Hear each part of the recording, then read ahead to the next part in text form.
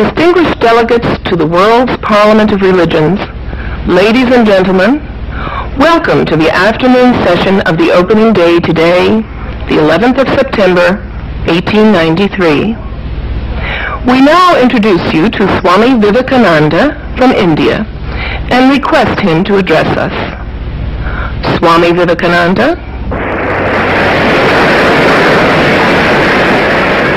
Sisters and brothers of America,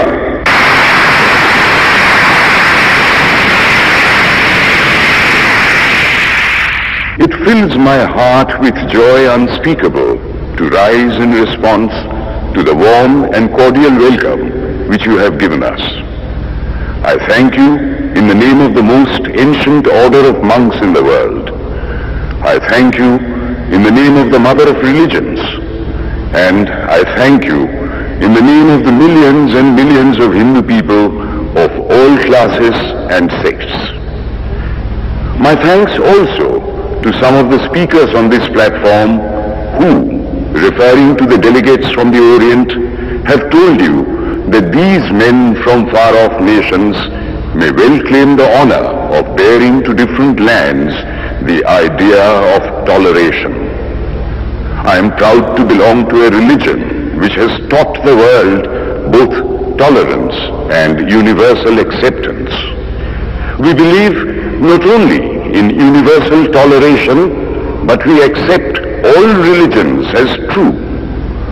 I am proud to belong to a nation which has sheltered the persecuted and the refugees of all religions and all nations of the earth.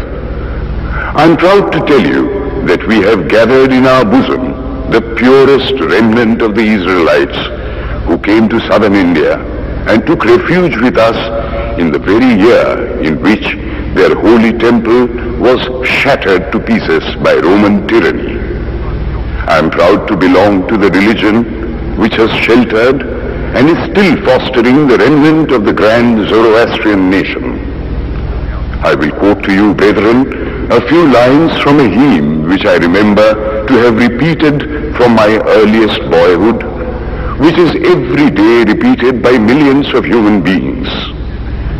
As the different streams, having their sources in different places, all mingle their water in the sea, so, O Lord, the different paths which men take through different tendencies, various though they appear, crooked or straight, all lead to Thee. The present convention, which is one of the most august assemblies ever held, is in itself a vindication, a declaration to the world of the wonderful doctrine preached in the Gita. Whosoever comes to me, through whatsoever form, I reach him. All men are struggling through paths which in the end lead to me. Sectarianism, bigotry, and its horrible descendant, fanaticism, have long possessed this beautiful earth. They have filled the earth with violence, drenched it often and often with human blood, destroyed civilization, and sent whole nations to despair.